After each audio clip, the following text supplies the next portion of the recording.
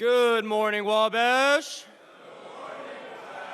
Speaking today at Pioneer Chapel will be Dean Gregory Redding with his talk titled, Lessons Learned on the Trail. Dean Greg Redding, also known as Alfred Red Gregging, graduated from Wabash College in 1988 with a major in German. He earned his PhD in German language and literature at the University of Cincinnati in 1995. Following that, he taught at Washington and Jefferson College in Pennsylvania before returning to his alma mater in 2002. He stepped into the role of Dean of Students in 2019 and will conclude his service as Dean at the end of the academic year. He looks forward to returning to the German classroom after a year-long sabbatical. He lives just outside of Crawfordsville with his wife, Missy, their 6 cats, and their twin daughters, Gwen and Evie, who attend Grinnell College in Iowa. Let's give a warm welcome to Dean Redding.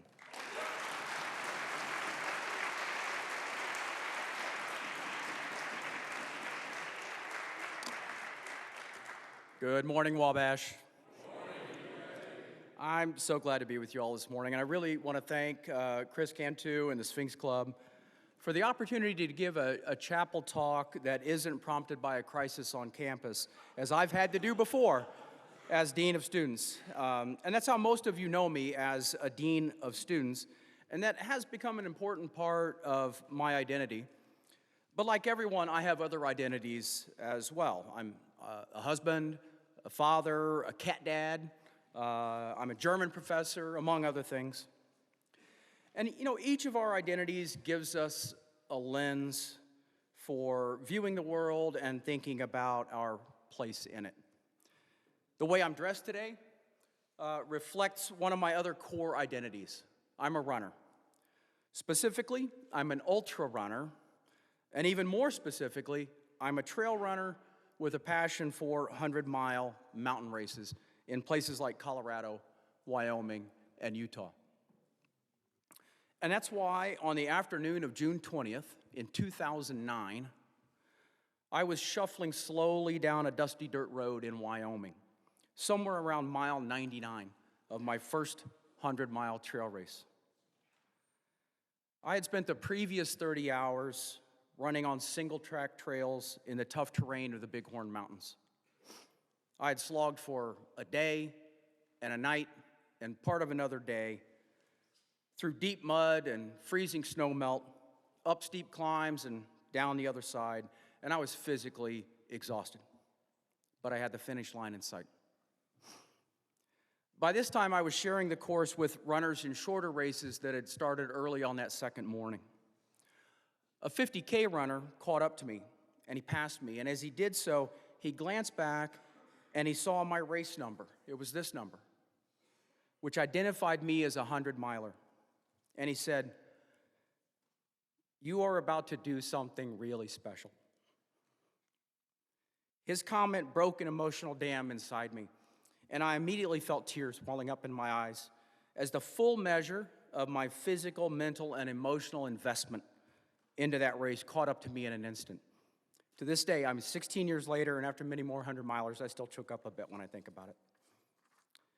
You see, I had prepared for that race like any professor might. It presented a set of logistical and physical problems that I could solve intellectually.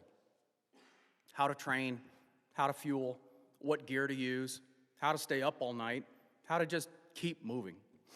I had solved those problems, and now I was just minutes away from the finish.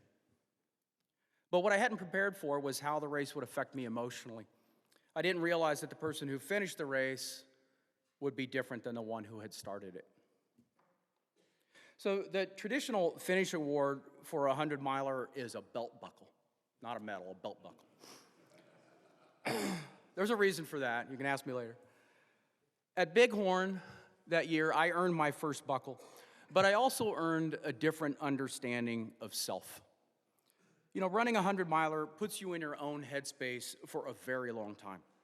My hours alone on mountain trails have given me lots of time to reflect and to learn. And so today, I'd like to share a few of the life lessons that, maybe can really be learned anywhere through any method, but have come into focus for me through my time on the trail. But first, just a quick primer on how a 100-miler works, if you don't know. In one sense, it's just like any other standard running event, like a 5K or a 26.2-mile road marathon. You step up to the start line, someone says, go, and you go until you cross the finish line. There are aid stations every 5 or 10 miles where you can refill your water bottles and grab some food. And those aid stations have cutoff times that you have to stay ahead of. Cutoffs are generally quite strict. If you arrive even 1 minute past a cutoff, you're pulled from the race. For most races, you have to finish in less than 30 hours. But for the mountain races that I prefer, the cutoff time might be 34 or 36 hours, or even 48 hours for some of the very toughest high-altitude races. So if you do the math, you'll find that the 30-hour cutoff translates to 18-minute mile pace. And you'll think, well, hell, I can walk a mile faster than that. Yeah, maybe. But can you do it 99 more times for 30 hours straight in the mountains, right? That's the trick. Well, the answer might be, yes, you can. And that brings me to the first lesson that I learned on the trail, which is you are tougher than you think you are. You know, human beings are the greatest long-distance runners on the planet. We're better than any other land animal. Now, as distance athletes, we are completely outclassed by 30-ton whales and 3-ounce birds. But among land animals, nothing can run longer and more persistently than a human. Running is a species function for us, and we have adaptations that make that possible. Our arched foot, our ability to dissipate heat through perspiration, our bipedalism that enables us to eat and drink while in motion. Even the nuchal ligament at the back of our neck contributes to our ability to run by keeping our head sort of gyroscopically stable. But our head is also filled with this great big brain. And that brain tries to protect us from doing stupid things like running 100 miles in one go. We can run insanely long distances, but that doesn't mean that we should. And that might be why we ultra runners like to say, any idiot can run a marathon, but it takes a special kind of idiot to run a 100-miler. At some point in the run, your brain will take exception to what you're doing to your body, and it will try to shut you down. This is another important adaptation that we have. For the sake of self-preservation, the mind will quit before the body does. So to finish a 100-miler, you have to learn to override the mind, to develop enough grit, determination, and resilience to keep going when it's 3 a.m. and you're 80 miles into the race, it's raining and cold, you're exhausted, and you're questioning your life choices. In those moments, you need to tap into something deep and realize that you are tougher than you think you are. You need to remember that Wabash always... There we go. Probably most of you will never run an ultra, but all of you need to develop your own kind of resilience to persevere through the hard moments in your life. Many of you have already lived through profound challenges, even as young as you are, and many of you are living through them right now. Navigating hardship is an enduring part of the human experience. We can't avoid it. But every challenge that we overcome equips us with some knowledge and experience that might make the next challenge just a little bit easier to get through. It may not make it any less painful. I've run a lot of 100-milers by now, and each one hurts about as bad as the previous one. But I've gotten better at navigating through that hardship. You can learn to do this too, with your own challenges, but you've got to work at it. One way ultra runners work at this is by adopting the mantra of the Navy SEALs. This has come up in a previous chapel talk. Does anybody know what the Navy SEAL mantra is? Embrace the suck. Navy SEAL candidates who go through the toughest training imaginable are told to embrace the suck, to lean into the suffering and get comfortable being uncomfortable. It's a rude sounding mantra, but really it's a form of positive thinking, a way of reminding the candidates that this is what they signed up for. In fact, that's a phrase that I've seen at more than 100-miler. You're coming into an aid station late in the race, everything hurts, you're hating life, And then you see a homemade sign as you come into the station that says, "This is what you signed up for." It's a good reminder to all of us in the race that no one is forcing us to be out there. We chose to do this to ourselves, and in fact, we paid a lot of money for the experience. So in that sense, it's kind of like going to Wabash, right? You chose to pay to attend a college that is known for being tough, that's known for its academic rigor. I hear from students all the time about how hard this place is.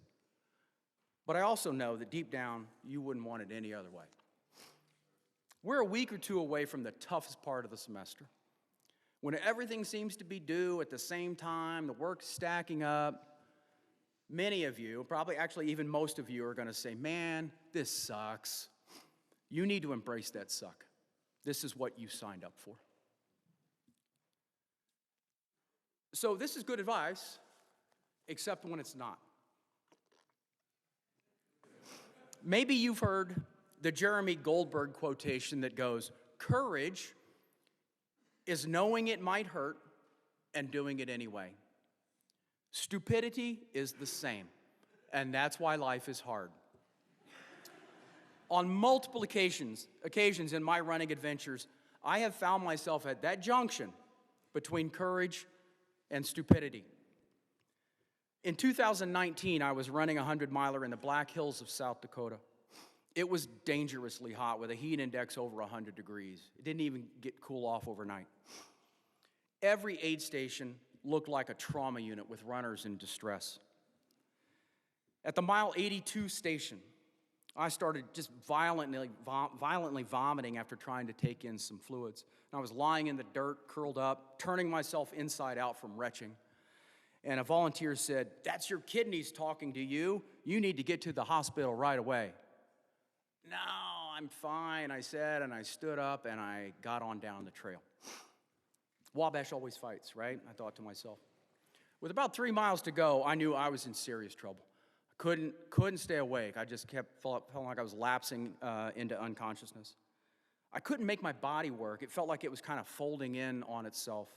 And then I somehow kept staggering forward, and within a few hundred meters of the finish, I was struggling to see. I couldn't keep a straight line. And a volunteer just got in front of me, and she just kept saying, "This way, this way, this way." And I followed her voice until I crossed the finish line, and I collapsed. I woke up in the hospital where the doctor told me I was suffering from kidney failure. I had rhabdomyolysis. That aid station volunteer was right. I really should have listened to her. So I earned my buckle that day, but I also earned a 3-night stay in the hospital where I had time to reflect on my poor decision-making. I realized then that my understanding of the phrase, "Wabash always fights," was flawed. Yes, we need to develop toughness. Yes, we need to persevere through tough times. But we also need to know when enough is enough. When sometimes that the best way to fight is to play the long game by cutting our losses and living to fight another day. Our football players and coaches know this, right? When our offense is facing 4th and 12 and we're backed up against our own end zone, what's the smart play? Punt the ball away and play defense. As dean, I have this conversation with students all the time. Sometimes the really smart, grown-up move is to metaphorically punt. Drop class, change a major, even step away from Wabash for a bit if circumstances are making it too hard to run the race. So the lesson here is, yes, Wabash always fights, but we need to have a nuanced understanding of what it means to fight. You heard I've finished 1,400 milers. Well, I've started 19 of them. So for 5 of them, I earned a DNF instead of a buckle. So DNF, as you might know, stands for did not finish. But after that Black Hills race, I prefer to think of it as did nothing fatal. No one wants a DNF. But that's the way it goes sometimes, you know? A lot can go wrong in 100 miles. And sometimes that's just life. But in my view, a DNF is always better than a DNS, which is a did not start. 100-milers are scary. With all my experience now, I'm still nervous and scared at the start line. When I did the monstrously difficult Hard Rock 100 in Colorado in 2021, I was a nervous wreck in the days leading up to the race, and I was literally nauseous standing at the start line thinking about what was ahead of me. But I was inspired by something I had seen while previewing the course. Perched up on one of the many high mountain passes that we would cross during the race at 12,500 feet above sea level is a memorial plaque for Joel Zucker, an accomplished ultra runner who died shortly after his third Hard Rock finish. The plaque includes a quote from the greatest German writer. I'd just say the greatest writer. We'll say the greatest German writer, Johann Wolfgang von Goethe, who said, "Whatever you think you can do or believe you can do, begin it. Action has magic, grace, and power in it." To our director of counseling, Carrie Francis, this quote would call to mind the approach to mental health therapy called behavioral activation, which redirects negative thoughts and feelings toward positive actions and behaviors. To me, it just means something like, do things that scare you. There are no guarantees in a 100-miler. On average, about 1/3 of all starters will DNF. That significant chance of failure is part of the appeal, right? I love that there's no guarantee at the start. It's part of the fun. So the lesson here is take on big challenges, get out of your comfort zone, risk failure. Do things that scare you. And in this context, I want to give a shout out to a few current students. So Grant Brewer is on his way to Illinois today and will attempt his first 50-mile trail run tomorrow. He's not even prepared for this, but he's going to give it a try. I know the race he's doing. Yeah, absolutely. I know the race he's doing. It's a tough one. So I want to wish him good luck. I want to mention James Wallace. I think I saw James here, who ran a half marathon over Christmas break. And Oscar Stewart, who covered an impressive 75 miles in a last runner standing race last semester. Way to go, guys. Let's hear it for him. There may be others of you out there who've taken on some cool challenges. I know Chris is looking forward to doing a half marathon, right, coming up. Let me know about them after my talk. I'd love to hear what you're doing.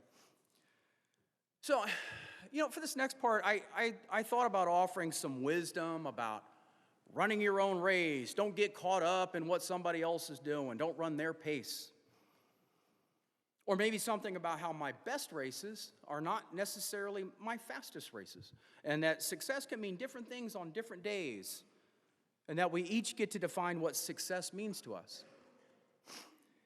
Instead, I got to just mention something that bugs me, and I'm not really sure if it's a life lesson or just an old man rant. But I want to encourage you all to just be present every once in a while. So, I don't listen to music when I run a 100-miler. I just run. And, I see this recent TikTok trend called raw dogging, and I think, man, I've been raw dogging for 20 years, right?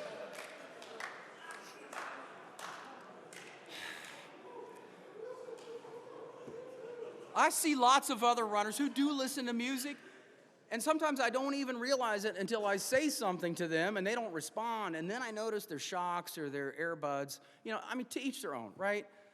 But I don't see the value in closing myself off from this epic landscape that I came to run through. Yes, it's a long time to be in your own headspace. But in mountain races, actually, you really do have to focus and pay attention to what you're doing if you don't want to face plant on the trail.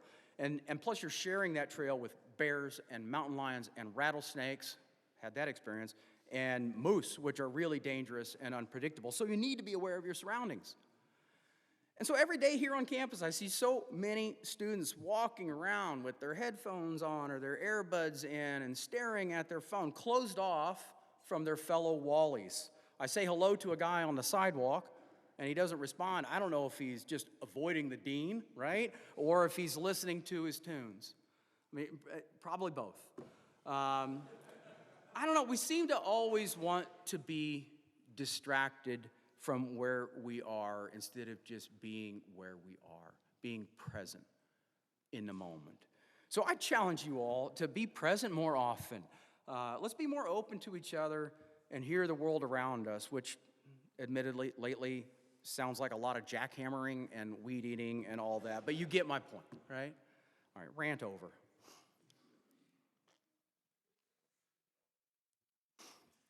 Yeah, now that I say all that out loud, it really does sound like an old man rant, doesn't it, right? But I stand by it. All right, pre-med guys, help me out here. Brother Ottman, I see you there. I have a question. What do you call the person who graduated last in their class at medical school? Doctor, right? Yeah, it's an old joke, right? But there's a lesson here. And it's one that I think about a lot as an ultra runner and as a teacher and as now dean of students. You know, I'm proud and a little jealous of those of you who sail through Wabash with straight A's. I wasn't that guy. And I'm amazed by the runners who win 100-milers in times that just don't even seem possible to me. But I'm equally proud of those students who struggle to earn 34 credits and to pass comps. Every Wabash student who walks across that stage at commencement has done something really special in my eyes. At a 100-mile race, the podium finishers get respect, as they should. But you see just as much respect for the DFL. The D stands for dead, the L stands for last. You can maybe guess what the F stands for. So being the DFL in 100, finishing dead effing last, is actually an honor. It's maybe a strange honor, but it acknowledges the person who had a really tough race and could have dropped out, but they found a way to persevere and get to the finish line, right? Now, this is a double-edged sword. I was the DFL at that Black Hills race, right, at some great cost. So, you know, I qualify this a little. But I do encourage you all, just keep grinding. Keep your eyes on the prize that is a Wabash diploma, which actually might be a little cooler than a belt buckle, right? And in most cases, your college GPA won't be much of a factor in your life. What matters most is the coursework that you complete to earn that degree. Even if you are the Wabash DFL or something close to it, I'm still proud of you. I've got just a few more lessons that I want to share with you, and two of them I first learned from Coach Rob Johnson. He's back there in the back there. This is Hall of Fame legendary Coach Rob Johnson.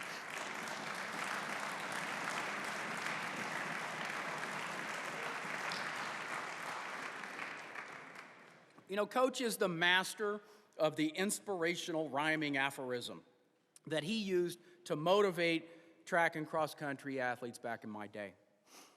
One phrase that has always stuck with me is, if it is to be, it is up to me. I think about that phrase all the time when I'm preparing for and running a 100-miler. You know, there's different approaches to training for such an event, but really there's no secret formula. You just have to put in the time and effort, train hard, lots of miles, lots of long runs, lots of hill work.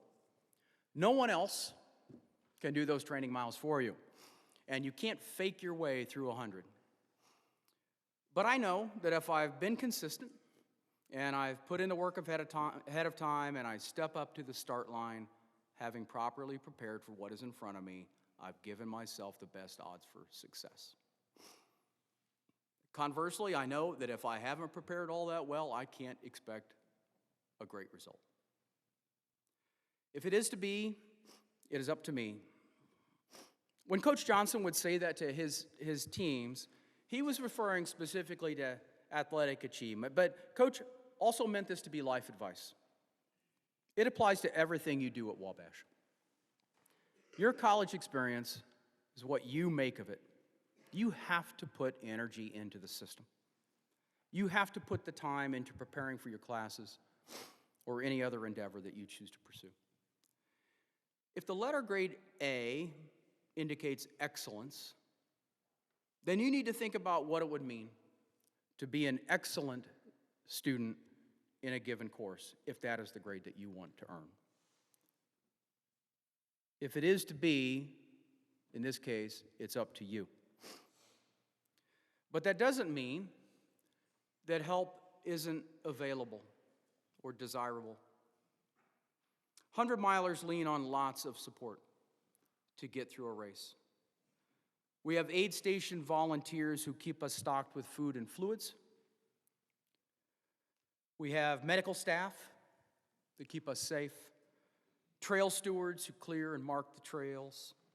Sometimes we have our own crew of friends and family that takes care of us at aid stations, and pacers, companion runners, who serve as sort of emotional support runners, really, in the late stages of a race. These are all people who are volunteering their time so I can achieve my personal goals. They can't run the race for me, but I couldn't run it without them. And because of that, I try to remember another Coach Johnson phrase: you got to have an attitude of gratitude. You know, there's something inherently selfish about running a 100-miler. And we all are aware of this, and we understand that this is why most hundreds have a service requirement as part of the entry process. In addition to the entry fee, which can be quite high, we're required to document at least 8 hours of volunteering at another ultra, or doing 8 hours of trail service or something like that.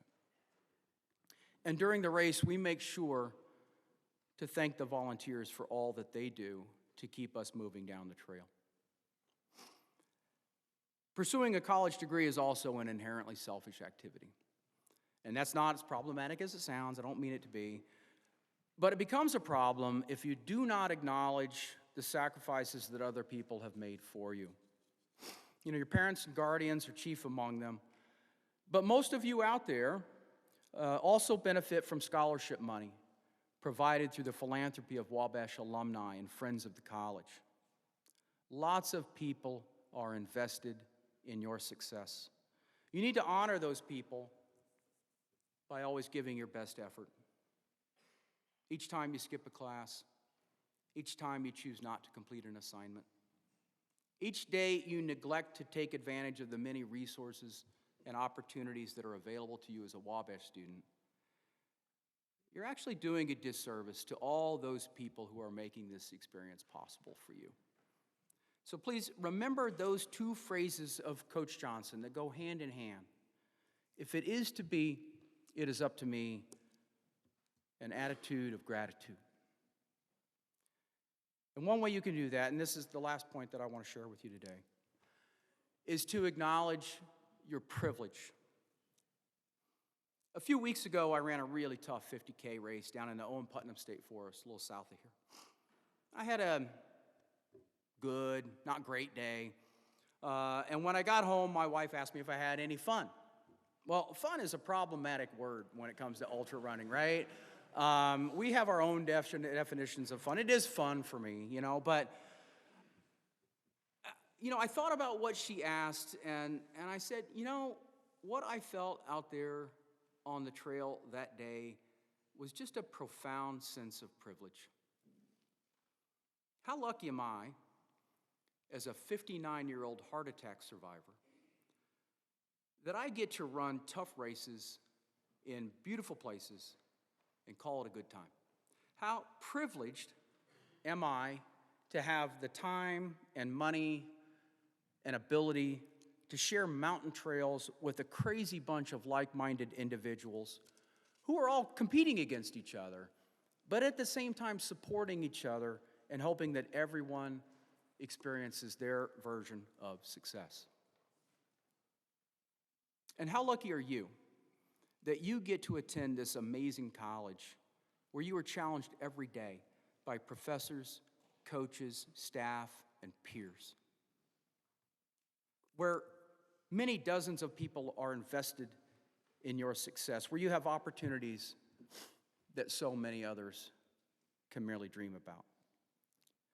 So, no matter how unprivileged you are in other areas of your life, and I know firsthand as dean the kind of challenges that many of you face, you are really privileged to be a student at this great college.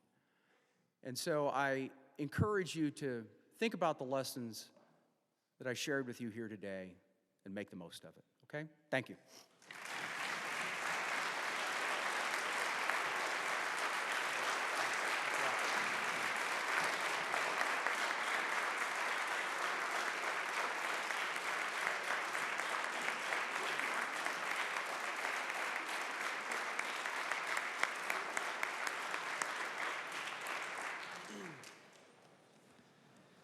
Before I give my final announcements, I think it's only right we show our gratitude to Dean Redding for his service and dedication to our college the past 6 years. So on three, can we just say a thank you to Dean Redding? It's been an honor and a privilege, guys. Thank you.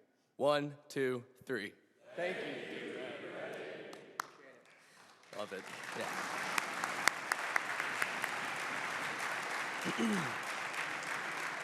All right. Some final announcements. Directly following Chapel Talk, the Rhineys will be presenting in Hayes 104. These guys have been hard at work researching our beloved college's history, and they are very excited to share their knowledge with you. So please show out. Pizza and beverages will be provided. Also, later today at 4:30, baseball will be facing Anderson. Admitted Student Weekend begins tomorrow at 10 a.m. Show these guys why we're the best college in the nation.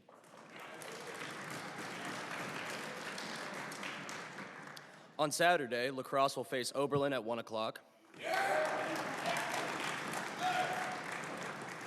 And your beloved rugby club will be heading to Michigan for their conference championship.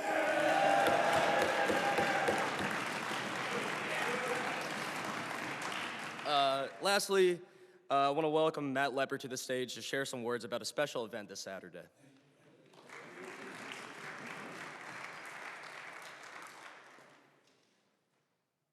All right, gentlemen.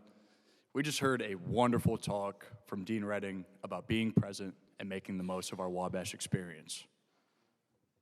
Now, there's a wonderful opportunity to be present, be where your feet are, and make the most of your experience happening this weekend. You've seen the flyers, you've seen the story reposts, but those can only do so much to capture the magic that the Sphinx Club hopes to invoke on this campus this weekend. So, our greatest gratitudes go to the brothers of Phi Kappa Psi for allowing us to host this. Starting at 3 p.m. at Phi Psi will be our tailgate, and into the wee hours of the night, we will have wonderful performances and Brotherhood Boundless.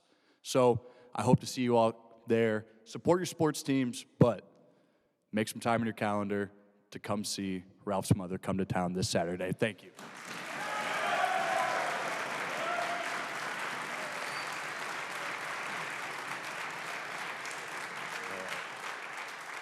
I want to thank you all for attending. Now, will you please rise and join me in singing Old Wabash? Ba-da-da-da-da-da-da-da-da, from the hills of Maine.